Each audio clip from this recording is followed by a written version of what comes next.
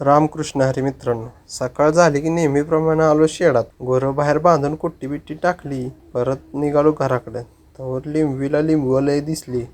मग सगळी लिंबू काढली. कोणाला लिंबू पाहिजे असलं तर सांगा, लगेच देतो. परत आलो दुकानात. मग घेतला पेपर वाचायला. पहिलीच बातमी वाचून लय वाईट वाटलं. मंत्र्यांना पेन्शन द्यायला सरकारकडे पैसे आहेत, पण यांचा पगार द्यायला पैसे नाहीत. दुपारी गेलो मग घरी जेवायला. अंगणात सजुऱ्याचा बेत चालू होता. मग जरा हावऱ्यावानी थांबलो तिथं. मग मावशीने दिली सजुरी खायला. सजुरी भारी लागत होती.